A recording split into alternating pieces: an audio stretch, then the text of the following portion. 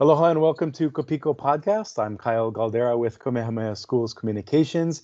And mahalo again for joining us, all of our loyal listeners and viewers. We really appreciate it. And again, during these interesting times, we continue to do our best to showcase some of the innovative approaches to education, community building, and leadership, especially through a Native Hawaiian lens. So we try to give you different perspectives on that. And I'm really looking forward to today's conversation with Lāiana Kanoa-Wong. He's a Hawaiian cultural specialist at Kamehameha Schools. And mahalo, Lāiana, for joining us today. Hi, aloha Kyle. Mahalo nui for having me. Stoked to be here, and mahalo for hosting this Piko podcast. So aloha nui.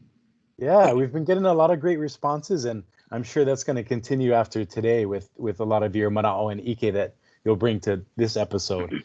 And I know before we jump into some of the projects we wanted to highlight that you and your team are doing a lot of great work on, how are you and your ohana doing during these pandemic influenced times, especially with, Hawaiian culture being so much of a tight knit, being close with one another? How are you dealing with this situation? We're very blessed. We're living at home. We have a hale, we have a roof, we have internet access, and we're so grateful for these basic necessities that aren't basic for some. But we are also going a little crazy sometimes too, with everything going on in the house, and three keiki in school online. So we have to get outside a lot. We do a lot of our mala, our garden, and growing our mea'ai.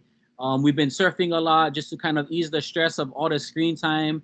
But just trying to be outside and be in Aina. And just recently, me and my older two came back from Kaho'olawe.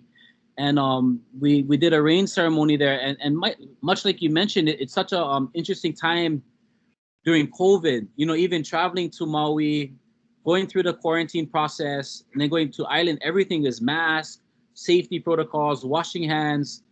But we were able to rise above it and focus in on our ceremonies and to do it in a socially distanced and safe way. Okay. So we're finding ways to adapt and grow in this time. Awesome. And speaking of adapting and growing, one of the projects that we wanted to highlight on today's episode is actually something that you and your team put a whole bunch of hours and a lot of collaboration into. And this is a new website around the Ka'iwa Kilomoku effort. And kind of tell us, Lāiana, about some of the features and resources that are available on this really robust website. Mahalo, Kyle. Our new website, kaiwakilomoku.ksbe.edu, was just launched the week of September 26th, around that time, which is the 8th anniversary of our Kaiwa Kilomoku Cultural Center. And the Cultural Center was born out of a dream of Pinky Thompson, Myron Pinky Thompson, former KS trustee and president of the Polynesian Voyaging Society.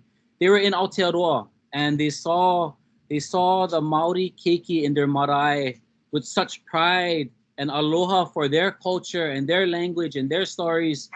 And they didn't have much. They didn't have a lot of things that what you would consider financially rich, but they were rich in their culture and identity. And he saw that and he said, we need something like this in Hawaii. And so he had this vision and he planted the seeds with Randy and Jamie Fong and many others in the community of Kamehameha and abroad to create that space. And so the Cultural Center was born. And so we have the physical Cultural Center that has housed so many amazing engagements for educators, for students, for families, for community, that now the next iteration was to create a website. And not a lot of people know the first Kaiwa was actually a website. So there was an older Kaiwa Kilomoku website, which had a lot of rich cultural content as the starting point before they built the physical center. And then once the physical center is built, now we have our new Kaiwa Kilomoku website that is launched. Okay. And as we kind of look at the website here, there's so many different sections that, like you said, as we were preparing for the podcast, you can almost get lost in a good way, because it's almost like on YouTube, when you end up going down those rabbit holes of just watching something engaging after another.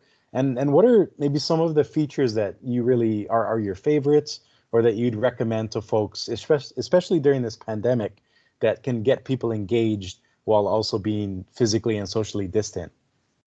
You know, the team worked so hard on this, and if it's okay, could I screen share? I'm going to try to screen share with Yeah, you go to for it. works. So open share tray. Okay, here we go. So here's our Kaiwa Kilo Moku. Can you see it okay on your end? Yeah, we got it. Our viewers can check it out too. Okay, still okay? Looking good. Okay, so our website has so much richness and abundance. It's been refreshed, it's been updated. This is something we want our community members to access, our families, whether you're here in Hawaii or abroad around the Honua. We have our featured items. We just had our first Pacific Conversations, kind of like a variety talk show, highlighting elements or things going on in our oceanic families. Our first show was launched on the 14th around Keali Kahiki. We also have our virtual launch, which happened on the 28th of September. And it was a beautiful launch ceremony that we did all digitally so people can dive into that. But what I wanted to highlight were the things that you could find on the website. Of our Moana, our collection section. This portion has so much richness, so many resources, and this is like the rabbit hole where you can really get deeper and lost into the many things. So I'll just highlight a few. We have our Manaleo program where you hear our kupuna, our elders, our keepers of the language, sharing and interacting and talking all in Olelo, Hawaii. So you'll hear so many stories in there. You have Kanaka Insights or interviews, stories of our kupuna sharing about their upbringing, being raised Hawaiian, facing the challenges of the things going on around us. You can see fun things like the recipes, music. Right. You know, there's a lot of rich cultural essays in there and snapshots which you could dive into. And all of these, each of these areas have so much richness and abundance in there that anybody who is just starting to learn our culture, our language, could really find a lot of value. And for those of us who practice it and live it, you can get stronger and more adept at different areas or get a little bit more background knowledge on these different pieces. So this portion, the collection portion, is probably one of my favorite areas. And one of the ones that I really wanted to highlight as well, because it's kind of new in the mindset, and you guys did a great job of capturing it in our Imua magazine, is our Moana Nui Akea portion. And the Moana Nui Akea is our oceanic homeland. And we see the ocean as something that connects us, doesn't divide us. And so this portion dives into how we see the Moana Nui Akea as an educational platform, how we can see the Moana Nui Akea as a way to connect to communities, to schools, to learners all around the Honua. And you'll learn more about the different partnerships that Kamehameha Schools has engaged in, from Tahiti to Aotearoa, to even all the way up north in Alaska with the Tlingit and Haida and Sinshin Ohana. And then as far west for us as indigenous Taiwan, which is some of the cradle of navigation. And so you get to see and learn more about that. And those are really fun and exciting areas that you can click on those. And even within there, there's the whole learn more portion on each of those where you can see different richness and stories about our oceanic families and cousins. So yeah, those are just a few things to highlight and talk about that we're gonna be that is coming up. So really neat to see this area. So I'm gonna see how I can. I want to stop sharing. So we got you back now. So before we move on, I just wanted to invite our viewers and our listeners that what Lāiana was mentioning is also a great resource for educators and students, Haumana as well, because during these either distance learning or hybrid learning times that we're in, you can use this resource to either create curriculum or supplement current lessons with a lot of these resources. So Lāiana, have you heard about some of the kumu out there using this website yet? Yes, our kumu are starting, as a cultural kumu or language kumu, there aren't a lot of resources out there for us. Like say if I was teaching science, I could go online and find the subject matter or different examples of how to teach this one lesson. When it comes to culture and language, there aren't a lot of resources out there.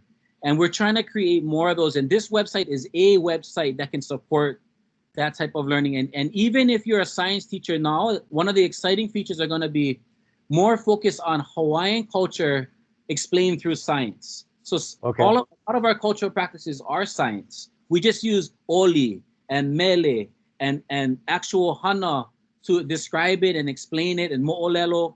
Well, this is going to be a way for our educators who are teaching science to be able to see it, to see culture and language much more aligned with their subject matter.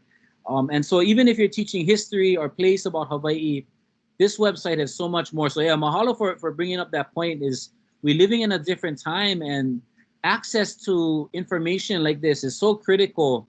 And this website has a lot of richness. It's been well vetted.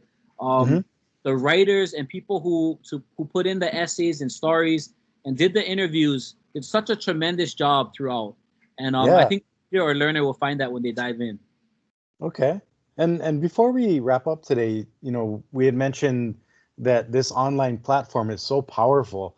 And even though it's new with the technology today, you also alluded to when we were preparing for today's episode that even going back to, hundreds of years ago, these sort of platforms, even though you don't have that computer technology, this is actually the way that Native Hawaiians taught and learned, because you could use that storytelling or mo'olelo aspect to it.